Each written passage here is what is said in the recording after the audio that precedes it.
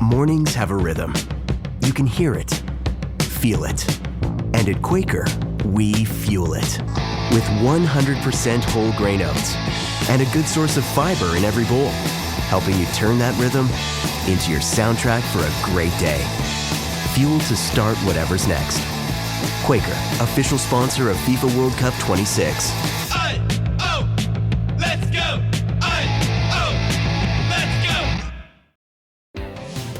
If you've ever blasted synth beats from your boombox or burned CDs for your besties, this one's for you.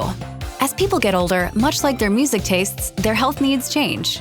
AG1 is the simple daily health drink designed to deliver over 75 essential daily nutrients and pre- and probiotics to support energy, digestion, and mood, so you can make the most out of every decade and dance break.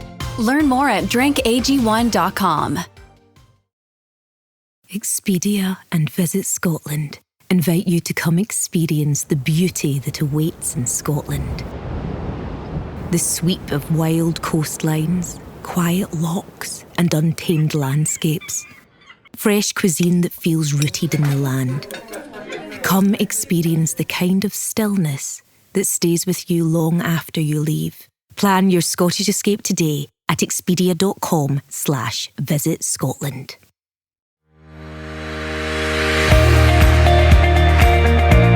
I'm JJ Virgin, PhD dropout, sorry mom, turned 4-time New York Times bestselling author. I'm a certified nutrition specialist, fitness Hall of Famer, and I speak at health conferences and trainings around the globe. But I'm driven, most of all, by my insatiable curiosity and love of science to keep asking questions, digging for answers, and sharing the information that I uncover with as many people as I can. And that's where you come in. That's why I created the Well Beyond 40 podcast, to synthesize and simplify the science of health into actionable strategies to help you thrive. In each episode, we'll talk about what's working in the world of wellness, from personalized nutrition and healing your metabolism to powerful aging and prescriptive fitness. Join me on the journey to better health so you can love how you look and feel right now and have the energy to play full out at 100. Don't miss an episode. Subscribe now at subscribetojj.com to start unlocking your healthiest, most energetic self. Want to listen to this show ad-free? Head over to subscribetojj.com and start your ad-free experience today. All right, pet parents, have I got the best episode ever for you. I have been selfishly so excited about this meeting this woman, Dr. Marlene Siegel, because I've been looking for the functional vet, the vet that gets to the root cause, the amazing one, and I found her, and she actually lives near me. How lucky am I? And you are lucky too, because so much of what she teaches you can apply without having to actually see her. Plus, she trains other vets. Dr. Marlene Siegel is a pioneer in the field of really integrative, holistic, and functional medicine for the past 20 years. She has 40 years in veterinary medicine. She's an author, she's an international lecturer, she's a researcher for integrative veterinary technologies, and a practitioner. Her special expertises are in ozone therapy, photodynamic therapy, and detox, and she has the widest array of alternative therapies in the world in her vet hospital. Again, I'm like beside myself that she is 30 minutes away from me, with a big focus on something called bioregulatory medicine, where you identify the root cause of disease and figure out safe and effective solutions. Some of the stuff you're going to hear about in this interview about the cancer rates in our pets and dogs and cats, and just some of the places that you may not have even thought about that they are picking up toxins is kind of mind-blowing. So she's got an online course for pet parents, and she also has a vet course as well. And she has her own raw food and essential supplements company, which I'm super excited about because I thought I was feeding my dogs really well, and turns out I wasn't. So yes, this was a little of JJ's flower garden of doggies, Daffy, Dandelion, and Daisy. how to help them. And hopefully this will be amazing for you as well, because there's so many things you can put into immediate practice. I'm going to have everything too in the show notes. She has an ebook for pet parents, and also her companies, her food and supplement company. I'm going to put all that at jjvirgin.com/pet health. And I will be right back with my new pal, Dr. Marlene Siegel.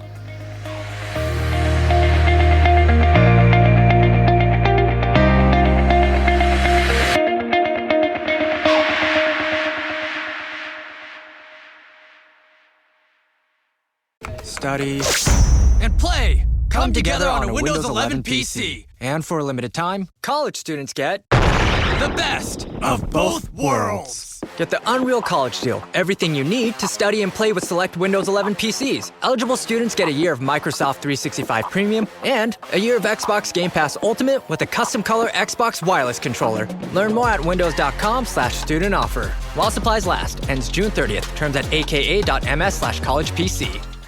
Tomorrow morning is knocking. Stock your fridge now. How about a creamy mocha frappuccino drink? Or a sweet vanilla? Smooth caramel maybe? Or a white chocolate mocha? Whichever you choose, delicious coffee awaits. Find Starbucks Frappuccino drinks wherever you buy your groceries. Here we go, Dr. Marlene Siegel. We've just started. We've been talking offline. Now we're live. Well, not really live. We're recorded, but I'm super excited to talk about this because I am a fur parent, and I want to make sure I'm doing the right thing selfishly as well. Sure. So, we try to do the best things. And it's interesting, one of the supplement companies that I worked with before actually had a bunch of supplements for pets too, because they were just kind of redoing the supplements that we would use and tweaking them for pets. So I'm not sure that was the right thing to do, but probably. So that's I would like to actually talk about supplements when we get there. Yes, I'd like to build from the bottom up, and really create the conversation so people can follow. But definitely the supplement companies, it's a wild west out there, and it's very, very hard to navigate. It's the whole thing feels wild westy to me. It feels like there's very few of you, which I would consider you, I guess, a functional vet. So before we get into it, how did you become? What do you call yourself? Are you an integrative vet, functional vet? What? Oh gosh, great Crazy. question. I used to say integrative, but then that word became I don't want to say bastardized, but integrative veterinary medicine was then allopathic veterinary medicine, substituting, instead of a pill for the ill, it was an acupuncture needle or an herb, but they still weren't getting to the root cause of the problem. So it was still symptom suppression. So I didn't want to be associated with that. And holistic, the true meaning of holistic is whole body, but it's not interpreted that way. When people talk about holistic medicine, they think it's this woo-woo thing out there. Mm-hmm. So what I literally do is more bioregulatory medicine. And in bioregulatory medicine, which is an old science, comes out of Europe, it's really understanding the body's biology. And when you understand the biology, then you're, oh gosh, here we're going to say the biohack word, but you're biohacking the biology. We know what the body has and we know how it's supposed to work, but we're living lifestyles that are either suppressing it or interfering with it. And so therefore we have symptoms to show us there's a problem. So what I do is I go through very thoroughly figuring out what are the deficiencies, the toxicities, what's causing mitochondrial dysfunction, and then we fix it. And it seems to me, now correct me if I'm wrong, because I'd love to kind of know the current statistics on pets, but it seems like pets are getting sicker and fatter right along with their owners. Yeah. Is this the case? Oh, worse, actually, because cancer rates in dogs right now, it was a 10-year-old statistic, 1 out of 1.65. It is so much higher than that. I would literally say, yeah. So 1 out of 1.65 is almost 100%. And we're also seeing cancers in animals under a year of age. Let that sink in. Remember, cancers, when I started practicing 40 years ago, was an old animal disease. We didn't see it in their younger years. And then it went to being a teenager, and then it was a 6-year-old. And now I literally have a cancer patient in my office diagnosed with intestinal lymphoma at a year of age. What is happening? Well, This is interesting because we did genetic testing on this tumor that was taken out of his intestines. And the company that we use, they test for genetic defects, but they look at those that were inherited and those that were acquired. And this was an acquired, meaning that the toxic lifestyle, unbeknownst, nobody does this on purpose to their pets, but toxins that this dog was exposed to, and it just, the number of things that happened all together at the wrong time, it was a perfect storm, and it created the cancer at a year of age. You know, it didn't happen in a year. It happened before that. So, Right. yeah, he was having some GI problems probably 6 months before the cancer was actually detected. And in this dog, one part of the bowel tunneled on another part. It's called an intussusception. And it was because of that crisis emergency of the bowel being tunneled like that, that they had to go in surgically and repair that, and it couldn't be undone, so they had to resect it, and that's when they discovered that there was actually abnormal tissue inside the intussusception. If it wasn't for that, he may have gone longer without being detected, so it was really a blessing. Well, so you're seeing this big rise in cancer, and you mentioned toxins. Where are the toxins coming from? So we're being inundated since World War II. There have been over 85, probably now in the 100,000 range of synthetic toxins that have been dumped on our food, our water, our crops. We have chemtrails in Florida a lot being sprayed on us. Those are full of heavy metals. And that fog we had recently. Yeah, wasn't that because you live half an hour from me? And all of that was very interesting. Looking up at the sky and seeing those patterns, it was really different. It was frightening. We actually were, unfortunately, it was during New Year's, and we were down in Naples, and we were outside for a New Year's black tie bash on a boat dock. Barefoot and black tie on a boat dock, but it was barefoot, black tie, and I'm like looking at this going, oh my gosh, we are getting like bombarded with this fog. Yeah. That's not fog. So Yeah. And it's in our tap water, you know, the toxins and the heavy metals and the glyphosate. It's raining on us in rain. And it's all the things in processed foods, the hormones, chemicals, pesticides. So same thing that's hitting us as humans. Yeah. But I would think, these are much smaller little bodies. Yeah. For the surface area of their body, it is creating a bigger problem because cancer rates in men are supposed to be 1 out of 2. Well, dogs are higher than that. And cats, they say more like women, 1 out of 3, but that is so highly underreported. We're seeing so much more cancer in cats than the statistics show because probably they're not all being reported. Oh my goodness. I had no idea. Well, I've got 3 doggies, a 19, a 3-year-old, and a 9-month-old, who's very mischievous, who's chewing up all our rugs right now. Which is dangerous. Yeah. Foreign body, linear foreign body, and the toxins in. I know. What do you do? Formaldehyde. Yeah, give them other redirected toys and supervision, kind of you would with a toddler that was crawling around. You redirect them to appropriate toys. Good. But We yeah, did redirecting. All right, so here's the operative question, JJ. What do you feed your pets? So I hope we're doing the right thing because I thought we were. We've been feeding them, what's the name of it now? It gets shipped to us. Farmer's Dog. Okay. All right, so let's talk about Farmer's Dog. Okay. Not all of their products are organic, so I'm going to say that that's the first thing. The ingredients in a diet need to be grass-fed, grass-finished, if it's cattle or deer, and if it's chicken, free range without any feed being given to them, because all of the feeds that are given to these animals are corn-based, and 98% of the corn in the United States is genetically modified. So remember, whatever they're eating, you're eating. Right. And so, yeah, we got to be really careful about the feeds that are being fed to these animals.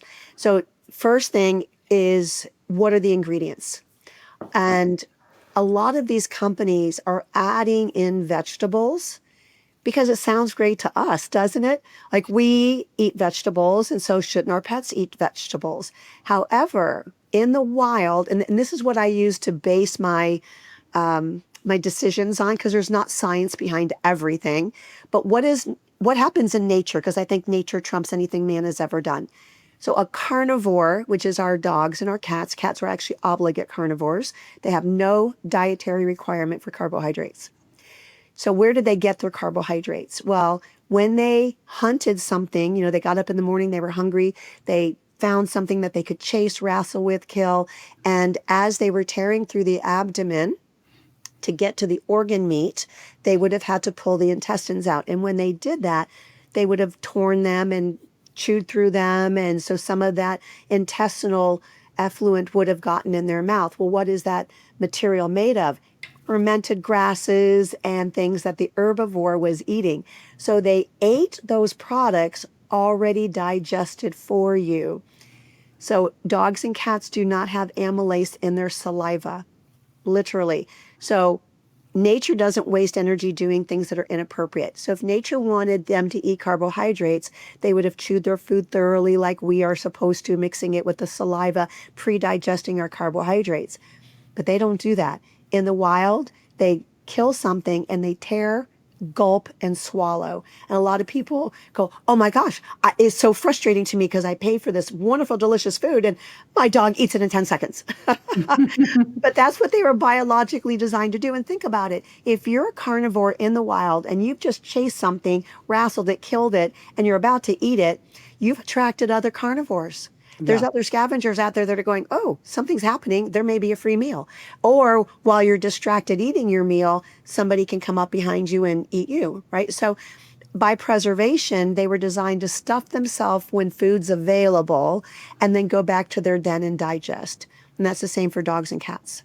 How often are dogs and cats supposed to eat then? Do they eat once a day, twice a day? Like, what's the recommendation? So most people would feed them twice a day, and they would hunt twice a day. They would hunt at dawn and they would hunt at dusk.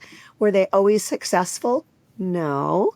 So do they have to eat every 12 hours? Probably not. And I think that intermittent fasting done appropriately with supervision, knowing the animal's biological health status is a good thing. Because in the wild, when they stuff themselves with food, they didn't know when the next meal was coming.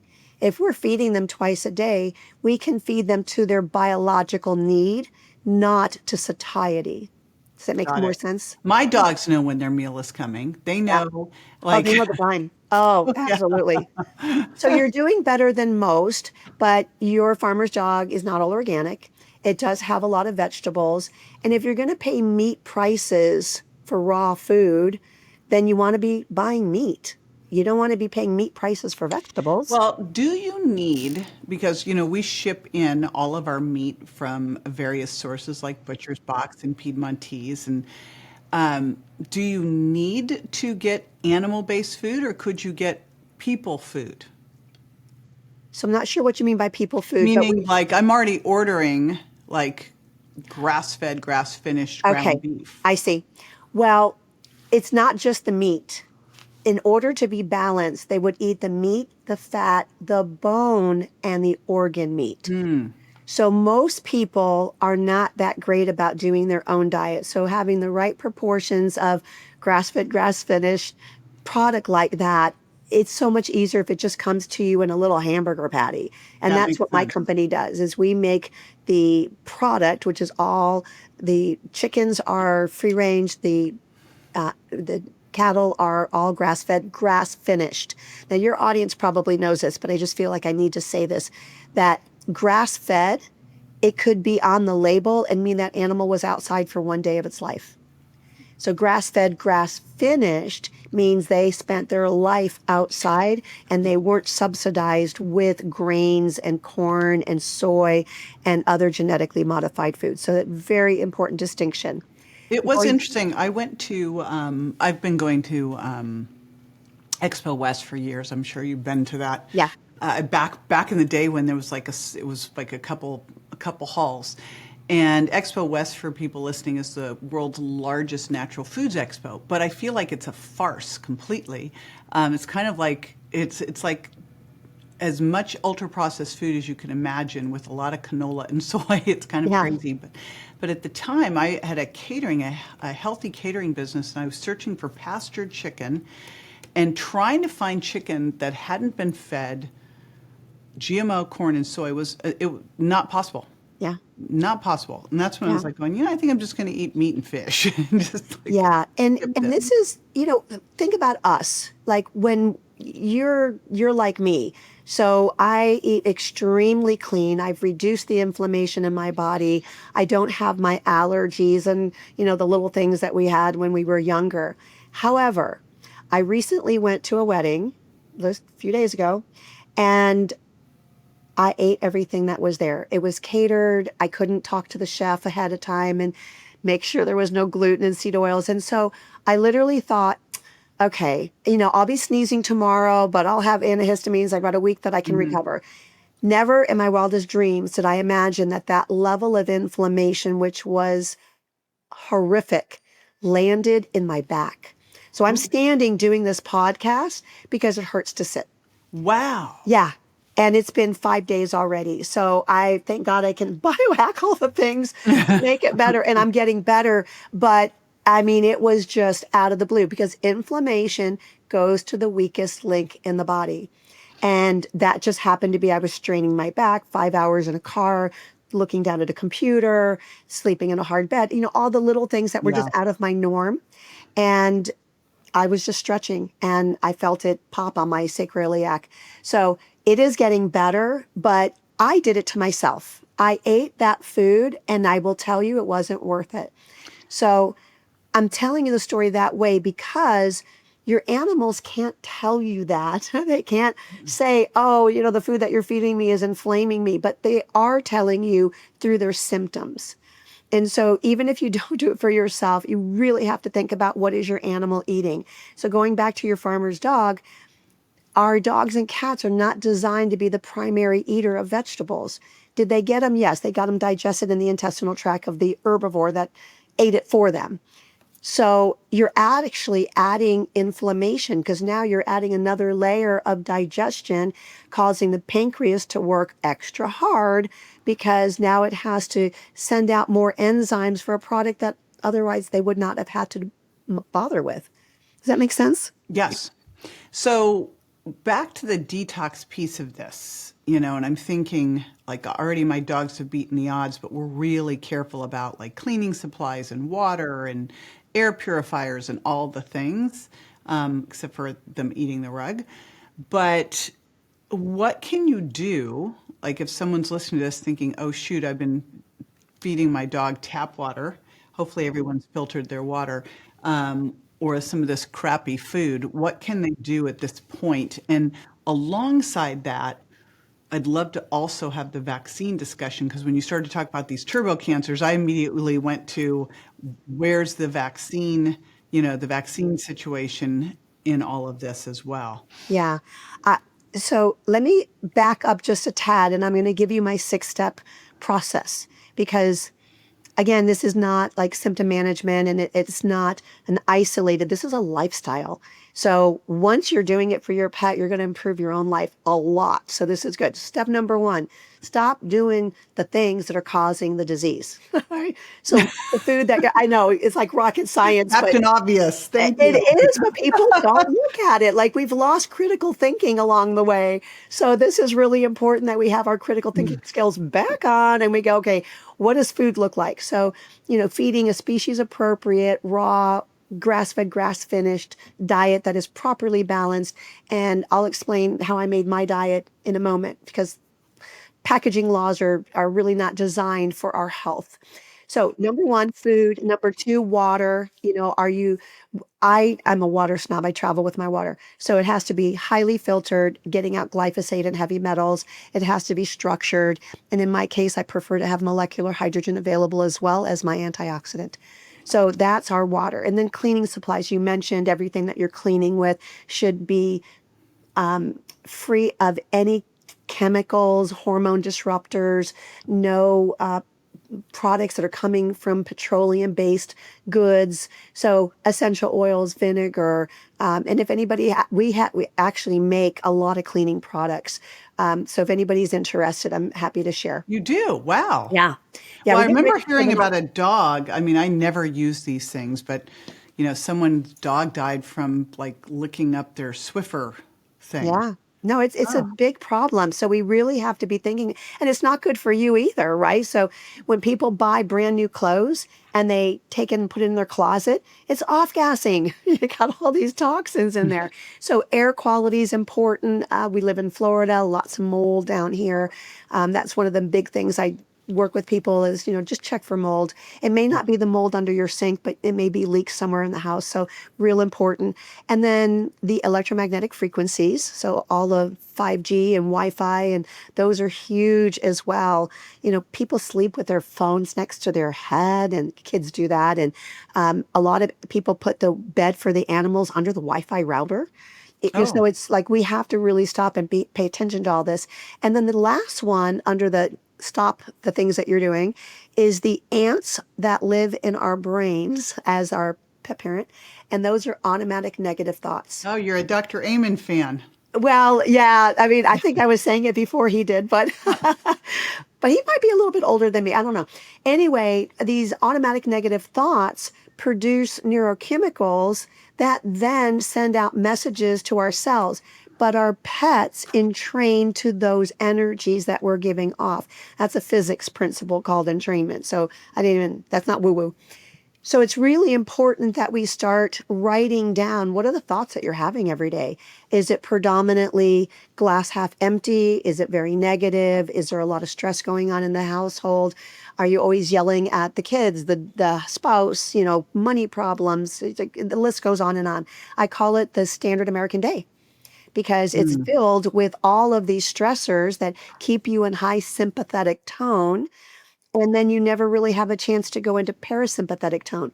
What your animal feels is there's a boogeyman. There's a lion or tiger out there, because I can feel my pet parent is on high alert. So they're, like when you watch herds and they're all communicating that way. So they're saying to themselves, oh, there's something horrible out there. I need to be on a higher alert. So they're going to be in a higher sympathetic tone. We don't heal in high sympathetic tone. We heal when we're parasympathetic. So again, principles to live by. I think a little bit of stress is good for everybody, but not constantly, and not without having that break where you can actually rebalance your body and create good terrain, good homeostasis within the body. Are your ad campaigns lighting up the dashboard, but not the pipeline? That's bullspend, and marketers are calling it out in Dashboard Confessions. My boss asked for results, so I opened my dashboard for the only positive-sounding metric I had: impressions. Cut the bull spend. See revenue, not just reach. LinkedIn delivers the highest return on ad spend of major ad networks. Advertise on LinkedIn. Spend $250 on your first campaign and get a $250 credit. Go to linkedin.com/campaign. Terms and conditions apply. Okay, so that was just step number one. And tip number one, this is pretty funny. We started studying Dr. Joe Dispenza's work years ago, and started first we only had Daisy, our 19-year-old Chihuahua, but the minute she would hear eyes closed, she would whoomp. And then when we got Daffodil, we have a flower garden of doggies, she liked her too. So now all of them, if they hear Dr. Joe start his eyes closed, they all just chill out and go to, and I was telling Barry, who does Dr. Joe's music, this, and he actually goes, oh yeah, the dogs meditate to it. And he sent me the music for the dogs. Yeah. Well, they're in training to you, right? Because you're their pack leader. So whatever you're telling them is going on environmentally, that's what they understand.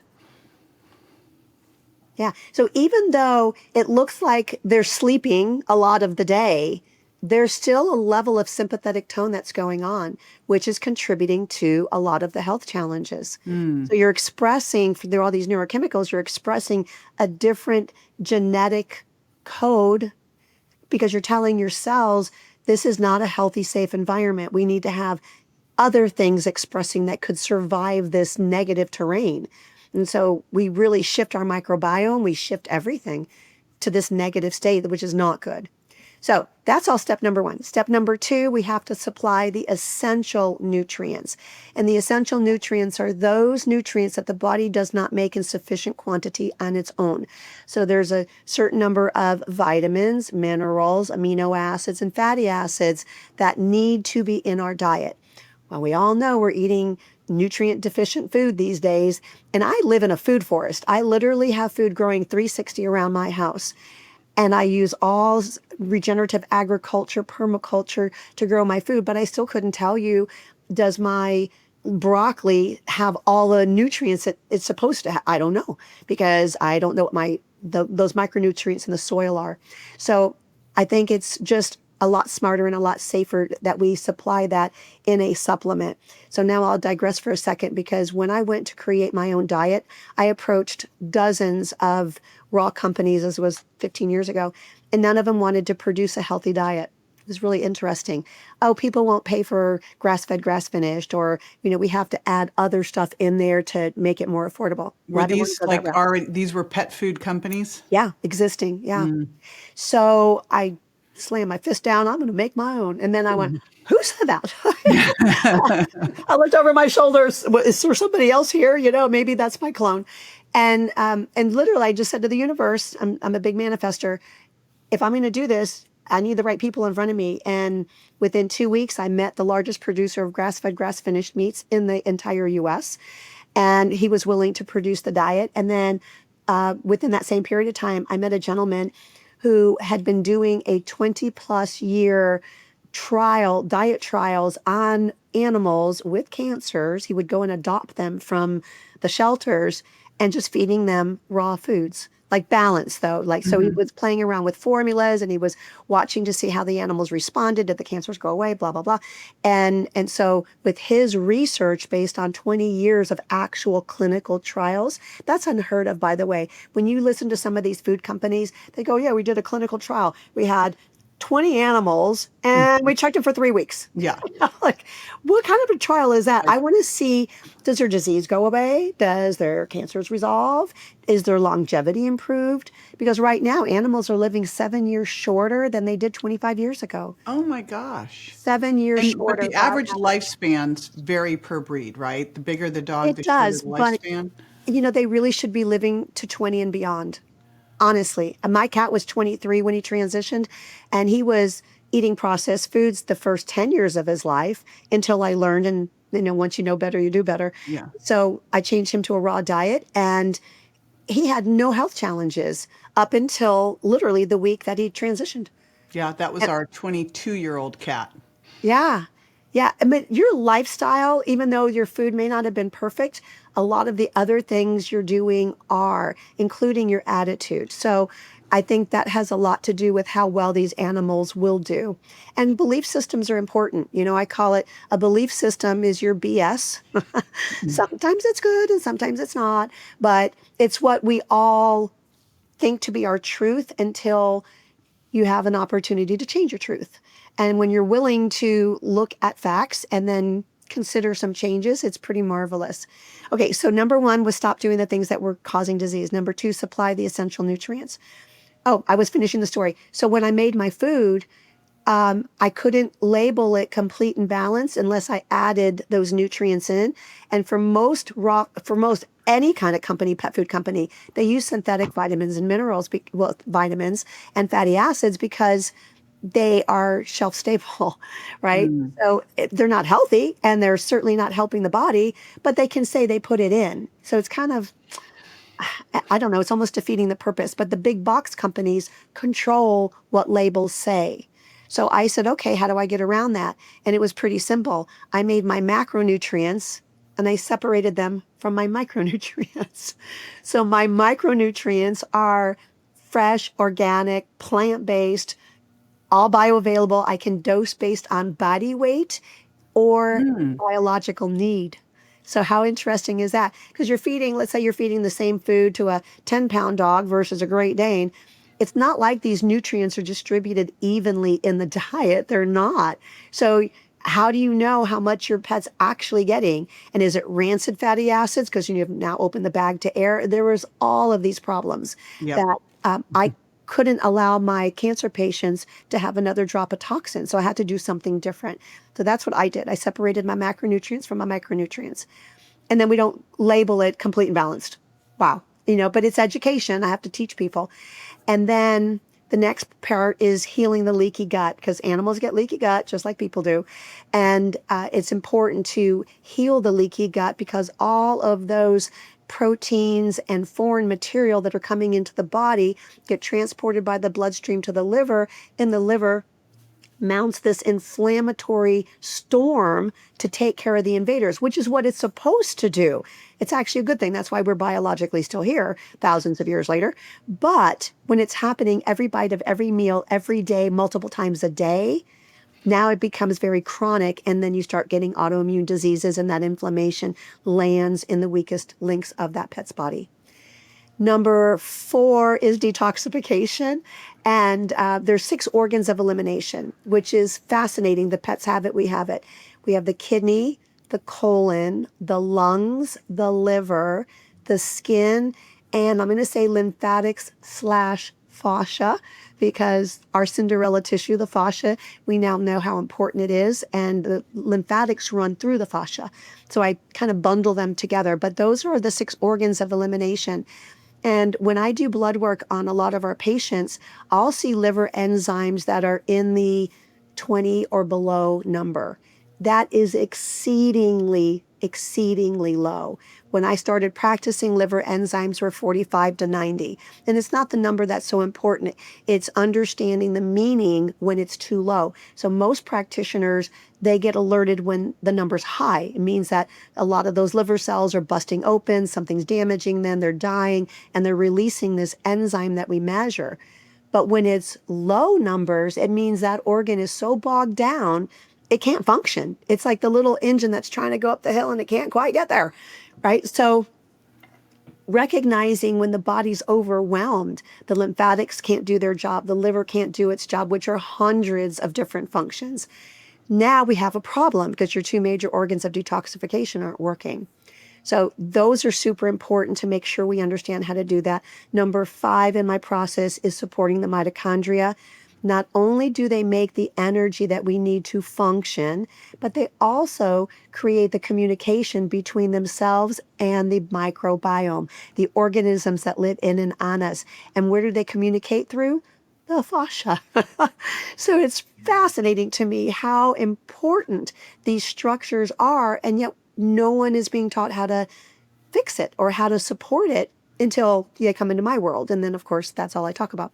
And then number 6 is clearing trapped emotions, because we all know that with every dis-ease, there's always trapped emotions associated with that. We could do 3 podcasts on that topic, but that's the overall plan. Number 1. Okay, wait. How would we know if our little being has trapped emotions? So let's go woo-woo now. Let's go. We're going to the quantum world. All right. You're good at. I think our listeners are a little, I call it science woo. I think we're all in the science woo. But it's been quantified enough that we know this is science. Oh yeah. They have energy fields like we do. They're souls, and so all of that exists. So in my personal belief, I believe everything happens for a reason in our little hologram. So I think we live in a hologram, and I think we incarnate into this hologram in order to have experiences, in order to be able to grow and learn and expand, and to leave this hologram better than we came into it with, right? So that's the fun. It's sort of like playing a puzzle, right? If you played a little children's puzzle that had 3 pieces and we're adults, it would be kind of boring. We wouldn't like to do it. But we love those puzzles that have 5,000 pieces. I know people that they get done with them. It takes them a year. They frame it, right? Because it's such an accomplishment. So that's what life appears to me to be. It is all of these experiences that we get to have. And I believe that all these experiences come to us to give us guidance. So when I'm experiencing something in resistance, and it seems like every door shuts, everything goes wrong, nothing's moving, nothing's flowing, that tells me in my guidance system that I'm off track. When things are in flow, then you're just going down the river, right? It's just easy peasy. You're not trying to swim upstream. And so it's never usually 100% one way or the other, but it's some being aware of the emotions that you have and what they're telling you about your experience in Earth School. Where do the pets come in? Because I think they are our soul pets, and they volunteer to help us with learning and messages and experiences and awakening at times in our life when we really need it. And I have yet in my 40 years of practice, with almost 30 now, doing this more bioregulatory integrative kind of medicine and really getting into the emotional side of it, never failed. Every single pet, if the pet parent is willing to wake up. And that's the operative. So how I help them to understand where they're at is, how many times have you had this emotional experience? So let's say it's grief or fear, like the animal's going to die and I feel out of control. Okay, like we'll use that one. And then I'll ask them, how many times have you felt that feeling in the past with a family member, a friend, yourself, whatever? And they go, oh, it's like this repetitive, it's the GPS coming back around and saying, here's your sign, here's your sign. And then at some point, you either get it or you don't. And it's not wrong if you don't. If you don't want to wake up in this life experience, that's okay too. It's a choice. But when we do wake up, you can't unsee, you can't unknow, and you can't unhear. And you can't unthink either, which I think is a beautiful thing.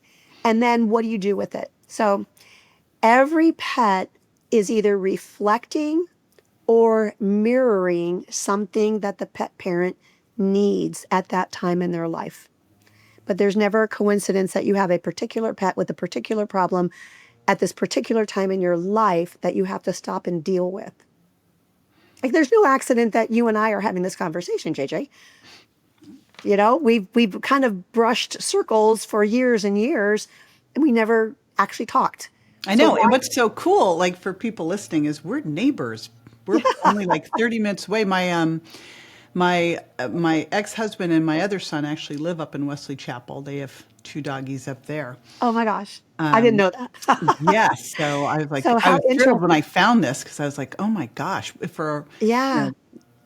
And we have besties in common, like Dr. Eric Zielinski and Sabrina. They're my besties. Oh, wow. Yeah. How amazing. Yeah. So, I've heard about you for years. I followed your work for years.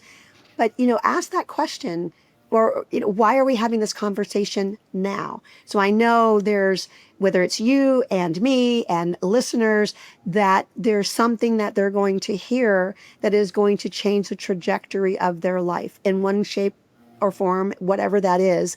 I just trust that it's going to land where it needs to land. Okay, I'm going to go one step farther woo, and then we're going to go over to vaccines. Polar opposite. I'm assuming you've listened to the telepathy tapes. Have you? Telepathy tape? So just for the listeners, we'll put a link to this. One of my girlfriends, Dr. Ann Shippey, turned me on to them. But in these telepathy tapes, they actually have a piece in there where they talk about the telepathy of your pets. And I'm listening to this, and I'm thinking to myself that I watch my dogs, and especially our middle dog. When we got our middle dog, we were not home. We were out on a trip across the world. And so my son, who is 26, picked up the dog from the airport, and this dog fell in love with my son. And so much so, we come home and the dog's like, what are you doing here? Why are you in his house, And this dog will sit and cry by the door when, but what's so funny is, so my son drives an electric car, and you can't hear the electric car pulling up, but my son, the minute, it's every single time, she'll start to cry by the door, and he's not, he's 5 minutes away driving in, but she knows. Yeah. They actually described this, and I went, oh my gosh, I watch it every single time. Yeah, that's a soul connection. So I am actually trained in mediumship as well. It was something that I had that intuitive. I didn't know when I was little, because who knows, like you just do things and you think everybody does that. But as I got older, things were happening in my life. And then I really wanted to have more of an expertise and have more control over the experiences. So I do a lot of mediumship work. I do a lot of I guess you would call it energetic work, huh?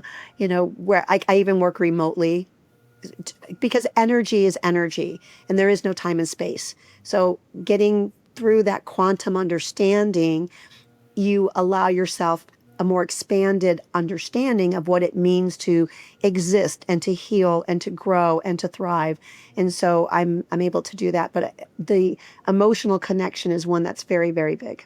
Yeah, this was in the telepathy tapes, and it was funny because I'm in another group called Transformational Leadership Council. It was something Jack Canfield created, and in there we have a pet medium. And she describes this, and then I'm listening to these telepathy tapes, and they're describing someone whose pet would just sulk in the corner. It was a rescue dog, and she came in and did some medium work long distance with the dog, and was able to understand what was going on, explain to the owners, so the owners could then make sure the dog knew when they were leaving and coming. The dog was just afraid she was going to be given up again. Mm-hmm. And so she was, and I was like, oh my gosh. So now I make sure that when I'm leaving the house, I tell them when I'm coming home, yeah. what's going on. Yeah. They're understanding the energetics of your emotions. So that's really, really important. And I think for all of us, we're entering a really interesting and exciting time in the world where we have an opportunity. We have an opportunity to have discussions and to make changes like never before. Think about like 50, 100 years ago, they didn't have the ability to communicate worldwide. And people weren't talking, even 20 years ago, people weren't really talking about acupuncture and energy medicine and Reiki and mediumship. Like you got burned at the stake still. So these weren't conversations. And nowadays, people are doing breath work and they're talking about going into your higher consciousness, which is amazing because now it's becoming more of the norm. And the more we transform the energy in this planet, the more we make choices that help support better health, the quicker we're going to make these changes. But there's so much responsibility that we have to learn and then use our dollars wisely. You can't go out to a restaurant and just eat whatever they put on your plate and then pretend you're living a healthy life. No, you're not. I did go to the wedding and I didn't ask because of the circumstances, and I will never do that again. It's interesting. I always say, we're doing this so we're resilient. So in those times like that, you can get away with it. But the challenge is when you feel great all the time, and then you go have these things where all of a sudden gluten and glyphosates and seed oils and all this garbage sneaks in, you're like, oh. Yeah.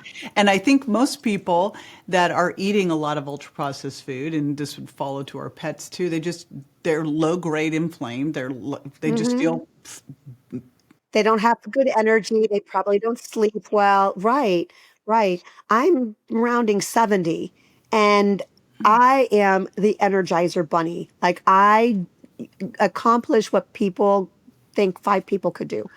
And I can do it by myself. I mean, I'm still practicing full time and I'm lecturing all around the world and podcasts and interviews and going to conferences and teaching and, the list. I have my own raw food company, our own supplement company, educational company. I have all that going and I don't slow down until I over-inflamed myself, which was ridiculous. So, for people who the brick hasn't fallen on their head directly yet, but they're not equating the fact that they don't feel good or that they're on some medicines or they have some body parts going south. They don't equate that with their lifestyle. But when they finally get it, hopefully not too late, then they start making changes. But it's going to be we, the people, that make those changes. Yeah. Until we start saying no. When I go into a restaurant, I literally tell them I'm allergic to canola, to soy, to gluten. And then I actually travel with my own homemade olive oils infused. So Ben Azadi, I had him on, I don't know if you know Ben. He made these little cards that we could give to the waiter or waitress to take back to the chef that says, I'm allergic, and he used Dr. Kate Shanahan's Hateful Eight, and it just says it right in there. That's a great idea. It's fantastic. So we travel with them. So yeah. I will have to do that. That is great. It will save me the phone call ahead of time, Right. and then sometimes they make mistakes, but I find the chefs are thrilled to do the right thing. Yeah, They because it's like really just use do. butter or olive oil, and real olive oil. That's always the challenge. Yes. And then Casandrino's makes little olive oil packets. And little olive oil bottles. So, Yeah. so we Yeah. are those people. I always say I don't travel light. Like we travel with a coffee maker, our own coffee, like the whole Yes. 9 yards. Yes. Now Tim wants to travel with the sauna, and I'm like, okay, I don't know. I think that we might be at our limit. I think we're where we need to be. All right, back over to the pets. Okay. So, because I feel like vaccines are finally out in the open, and we can discuss them. And when my kids were young, I really looked at all of them and said, okay, what do we need to do? I was getting pushed that my kids should get the HPV vaccine. I'm like, not a chance. Or the chicken pox. I'm like, why? So, and we've done the same with our pets. It's like this assumption we're going to get all these things. Talk about pet vaccines. Which ones, if any, should we do? Which ones should you avoid? What's the story? So it's a long story. Number one, the only legally required one is rabies. But there are mercury-free rabies vaccines out there. So you just need to find a veterinarian who offers that. Obviously, we do. And then we do a homeopathic remedy to that rabies vaccine after we vaccinate to help mitigate some of the side effects. Because I really don't want to lose my license yet.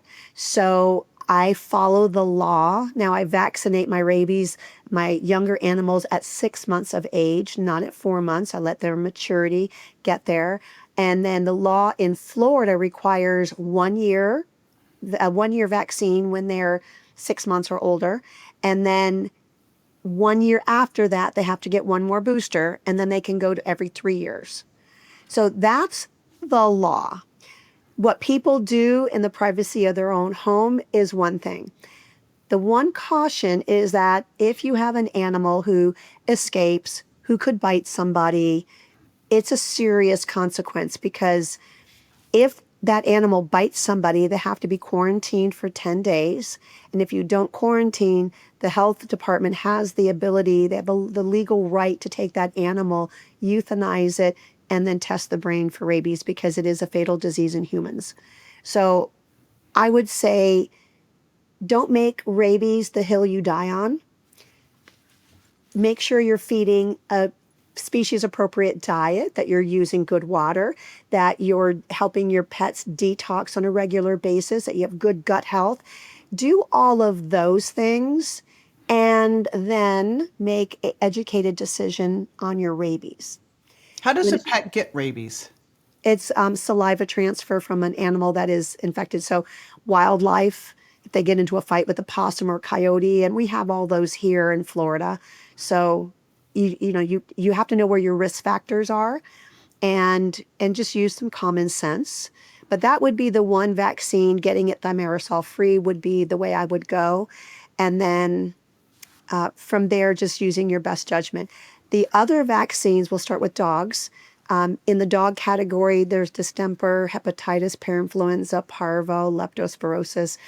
And I try to help people understand what their risk factors are. What is your lifestyle like? Are you going to dog parks? Are you traveling to other states? What is your exposure? Or is it a little guy that is potty trained on a pee pad in the 16th floor in an apartment complex, and they're not going to see anybody, and you don't have other people bring their dogs over, right? So are you going to be going into the woods? Are you going to go traveling? Are you going to go into states where Lyme's disease is a problem?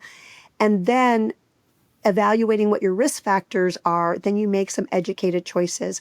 For a lot of our puppies, we'll do an initial vaccine starting at 14 weeks or older, because they have maternal antibodies that are blocking the vaccine anyway. So we vaccinate starting at 14 weeks of age. We do a second vaccine 2 to 3 weeks later, and then we do a titer. And it's a titer for distemper and parvo. This is dog only. As long as we test on a yearly basis and their titers are adequate, they don't need to get another distemper or parvo shot. And there are university studies by Dr. Ford who shows that these vaccines, once they've had their second set of immunity, is good for 7 to 9 years. But what is the overall health of that animal? Are they eating processed foods? Are they drinking tap water? Are they exposed to all kinds of hormone disruptors in the house? Are you pouring chemicals on them?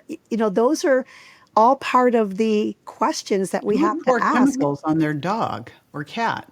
Well, there's a lot of shampoos and conditioners which are made with petroleum products, and they're nasty, and they have plasticides in them, and there's all kinds of stuff they're exposed to. So we really have to sit down with ourselves and ask those questions. What is the overall lifestyle?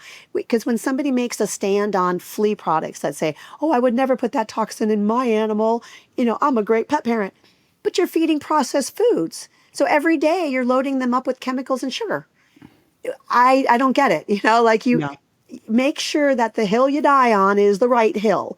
And we live in Florida, so parasites are a huge problem here. Just had somebody email me today, what's your holistic option for flea and tick control? And I literally had to say, I need to know where you live, because different regions have different problems. Is your animal on heartworm preventative? Is it a dog? Is it a cat? Do they have allergies already?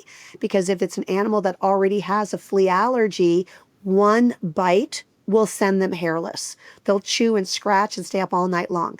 So we have to really understand it's not a pill for the ill. What is your lifestyle, and what can you do to improve the immune system? Think about a garden. And I live in that food forest. I can't wait to see it. And when the terrain is healthy, I don't have a lot of pests. And I use natural things to help my plants stay healthier. But there are gardens where people just get weeds everywhere. Well, why? Because the weeds are coming in as that first line of establishment. It's not that they're bad. It's telling you that the terrain is horrible. So when we have pathogens that are expressing themselves in our pets' bodies, they're telling us that the microbiome is off, the terrain is off. We need to fix all of that so that the pathogens aren't needed anymore and the good microbiome can flourish. Wow. Are you training other vets? I hope? am. So Good. I have programs for veterinarians, and I have programs for pet parents. And I'm really pushing the pet parent one because it's going to be you, the pet parent, that is going to go back to your veterinarian and say, I heard this podcast, or I got this ebook, and I want to do these things for my animal. Can you support me? And if they are smart, they'll say, well, let me learn more about it, because it's good medicine and it's good practice. There's no veterinarian that I have ever met that has ever happily said to their pet parent, I'm sorry, there's nothing more we can do. Euthanasia, right? Nobody feels good about that. In fact, the suicide rate in veterinarians is higher than any other industry. Really? Because we do suffer from that compassion fatigue. When somebody yells at you or they blame you for the death of their pet or the illness or whatever. I mean, go look at my 1-star reviews. These are the people that if I didn't have a compassionate heart and know that they're hurting, which is why they're trying to hurt others, right? But they just haven't got it yet. That could affect me if I wasn't the person that I am. So think about veterinarians who are more fragile in their emotions, and somebody writes a bad review and attacks them personally, which is horrible to do. And so we see a lot of compassion fatigue, which is a shame, because it takes so much to go to veterinary school. And this as a profession are the kindest, most compassionate, most giving and loving people I've ever had the joy and honor of being associated with. So it's very important that pet parents learn the material and encourage their veterinarian to explore the path. That's all they have to do.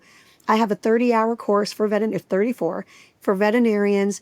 You don't have to do anything different. But if it speaks to you, then you can start incorporating a couple of little modalities and start making a difference.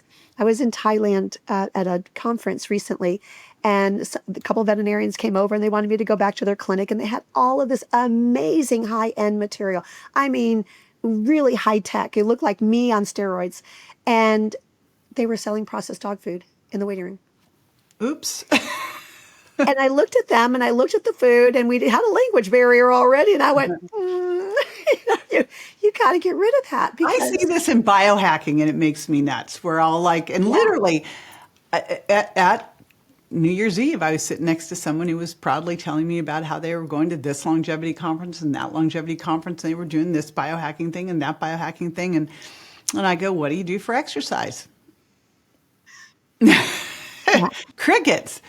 I did a little yoga a few days ago. I'm like, oh boy, okay, yeah. But it is, there's so much. But as I'm listening to this, it's so similar to what we tell people around their own health, and that you need to educate yourself so that when you go to the doctor, you can ask the right questions. And if they're not on board, then you find another doctor. Absolutely. Same thing here. There's somebody for everyone. You have I think, an ebook that you're giving our audience. Yes. Yes? Good. So it's the 6 steps. Good. We went over it already, but now they're going to have it, as part of their gift. And that's an outline, really, of understanding those 6 steps. And then I just encourage pet parents to take the next deep dive. Go explore a little bit more, because in my course, I teach them how to identify the deficiencies and the toxicities. Not every lab does that. And I don't understand why they don't, but, veterinarians aren't trained in Hey, look at the non-traditional labs medicine. for humans and how lame so many of them are. Yeah. That's why I've been using more Function Health with Dr. Mark Hyman, because it's like, I mean, they're not even testing vitamin Ds and fasting insulins. Thank you for mentioning vitamin D. Here's a statistic for you. 85% of dogs eating a processed food diet are vitamin D deficient. Now, here's what makes it even more interesting. Dogs being carnivores do not get vitamin D from the sun. Herbivores get vitamin D from the sun. So your cows and deer and those guys grazing, they get vitamin D from the sun, which is why if they are not outside as a normal cow would be, then they're going to be vitamin D deficient. The dog eating that protein source will then be vitamin D deficient, because carnivores only get vitamin D from their protein. Wow. How and then they'll interesting. have lowered immune function, lowered hormone production. The entire innate immune system is shut off. Wow. It's another branch. So you have your regular immune system, then you have your innate immune system, the one that operates without you telling it. And it literally has to have vitamin D and magnesium as the cofactors to run that pathway. So if you're either deficient in vitamin D and or magnesium, which most of them that are deficient in vitamin D will be deficient in magnesium as well. Just like humans. Yeah. The biggies. All right. So we'll put all of this at jjvirgin.com/pet health. We're going to put the link to the ebook that's free that you can download. And then I'll link over to all of the food and supplements and everything else as well, which I'm going to obviously be switching over to. I'm so excited. We're going to get video of your guys. And our little gals. The transition. Well, we have all the little gals in there, our little, we call it our dog flower garden of daisy, dandelion, and daffodil. And the supplements that you give, like, we've tried various things with the dogs, and they're very picky. Mm-hmm. So that is something that we teach people: do not put supplements in the diet. Okay. That food is sacred. You don't want to put anything in there that they're going to go, oh, I don't know. Like, I hate taking pills. I have to, because I want to make sure my nutrition is good, but I don't always like having to take a bite of my food and then swallow a pill. Right? It's just annoying. And if they taste bad for them, they're not going to want to do it. Right. So we make sure that the supplements are all done separately, and we teach people different hacks on how to make that happen. Okay. Yes. Well, was doing that wrong. Glad I brought that up. Thank you for being so vulnerable. Yeah. All right. Well, I appreciate your time so much. I'm looking forward to getting together with you, seeing your whole area there. Wow. And we have a great health group here in Tampa too that I've been putting together. Let me know how I can serve, because Yes. this is my passion and my love. I don't treat people, but I model for people what does that lifestyle look like. And once they're doing it for their pet, then they're more likely to transition and do it for themselves. Yeah, and what I hear is, most people, I'd say, listening to this are doing all these things for themselves, but may not be aware that you're actually, just like I thought I was making a good choice with not serving bagged food for the dogs, right? Mm-hmm. So, you're just not aware. Yeah. So now that we are, we can do better, which I super appreciate all of this. This is fantastic. I'm so excited that you exist and you're near me. Thank you. Selfishly. All right. Thank you so much. Thank you. Bye, everybody.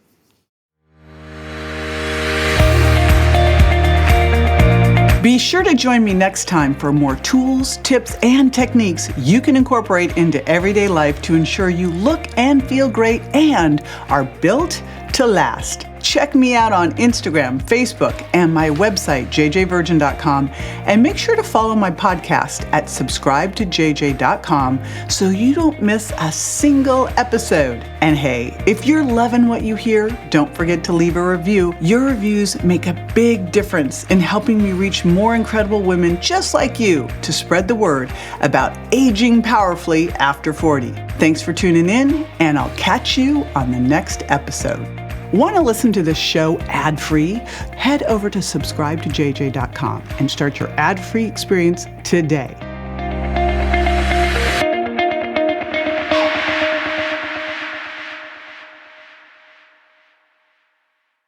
Hey, JJ here, and just a reminder that the Well Beyond 40 podcast offers health, wellness, fitness, and nutritional information that's designed for educational and entertainment purposes only. You should not rely on this information as a substitute for, nor does it replace professional medical advice, diagnosis, or treatment.